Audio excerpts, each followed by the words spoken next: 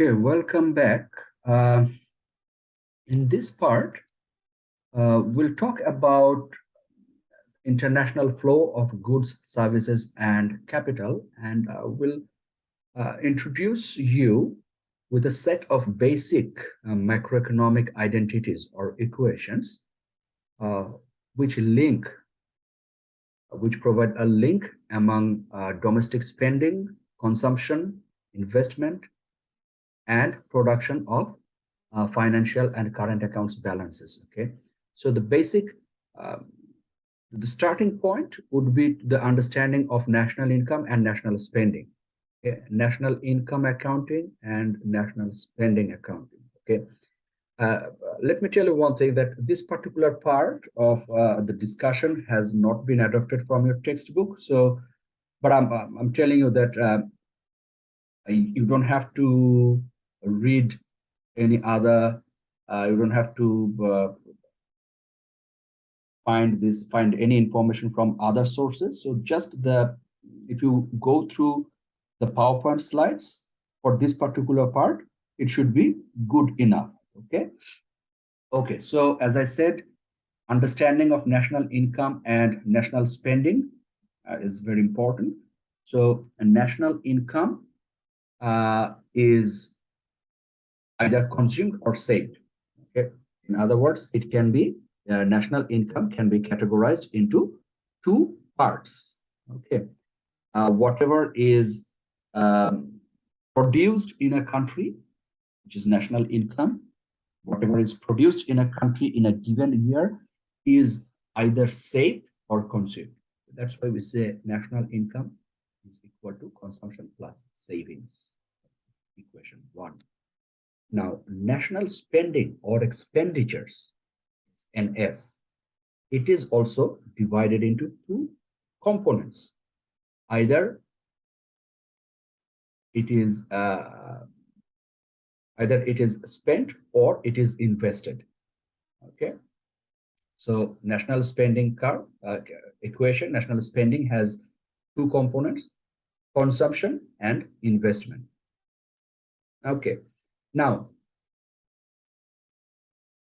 equations 1 and 2 together, they imply that national income minus national spending equals savings minus investment. So it means that when a country earns more and spends less, there is an excess saving, or there is a surplus capital.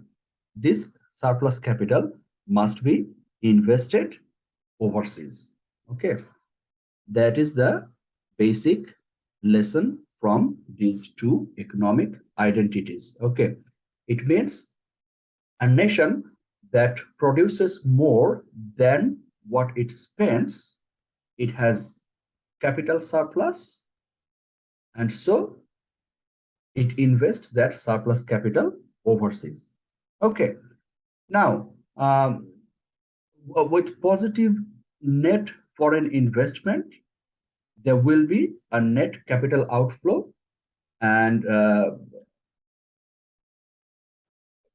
as a result, there will be a financial account deficit. Okay. So now,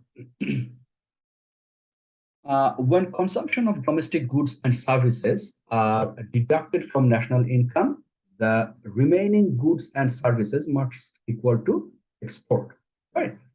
And when spending on domestic goods and services are subtracted from total national spending, the remaining spending must be equal to imports.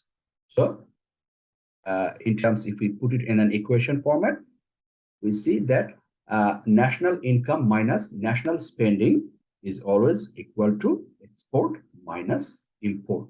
Okay, which is current account balance, current account. Okay, so it means a current account surplus arises when national output exceeds domestic expenditure, and similarly, a current account deficit arises when domestic expenditure exceeds domestic output. Okay. So now we have these equations. We have already derived these equations 3 and equations 4. Uh, mm, these two equations together imply that domestic savings minus investment must equal to export minus import. Okay, it indicates that if a nation's savings exceeds domestic investment, there will be current account surplus. For example, Japan. And if a nation saves less than it invests, there will be a current account deficit. For example, the United States. Okay. And equation 5 also implies that uh, if, if savings exceeds the investment, that also implies export exceeding import. So a nation with a current account surplus is net exporter of capital. That means it has positive net foreign investment.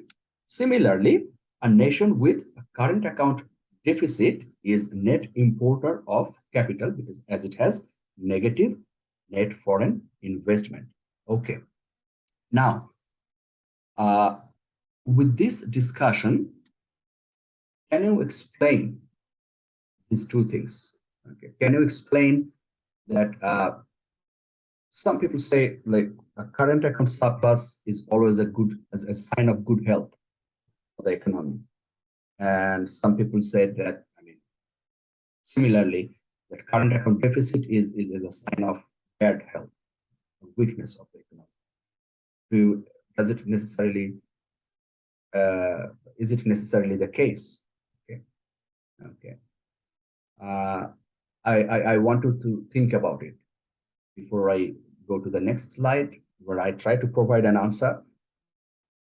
I'll ask you to pause the video now and think about it. Like, is it necessarily the case? Okay. And there's another incident that I'd ask you to explain or think about it. Okay. During 1992, Japan entered a recession, but at the same time, its current account surplus hit a record. So is there a contradiction between Japan's large current account surplus and a weak national economy? So remember, the public perception that a current account surplus is always a good thing and a current account deficit is a bad thing. Is it necessarily the case? Okay, that's what we're trying to understand from here. Okay, now you see a current account surplus, it represents it means that there is an export, the country exports more than it imports. So at first glance, one may think that it's a good sign. It's a good sign of health for the economy. However, a current account surplus also means like there is an excess demand, there is excess domestic savings over domestic investment. And excess savings could reflect a lack of domestic investment opportunities. It means that the country is not utilizing its investment opportunities. So it may not be considered a good sign all the time. So for example, what happened in Japan is in Japan, current account surplus has grown since 1990, reflecting a prolonged economic slump. Okay, because there was not enough opportunity to invest the domestic saving in Japan. So that's why there was a current account surplus, but at the same time, in 1992, there was a recession. Okay, So first of all, current account surplus is not necessarily a good thing. Okay, just by looking at current account surplus or current account deficit, you cannot draw a conclusion about the overall financial health of our country. And uh, there is apparently no contradiction between the two incidents, like in case of Japan entering into a recession and having uh, a record current account surplus. They make perfect sense. It can happen.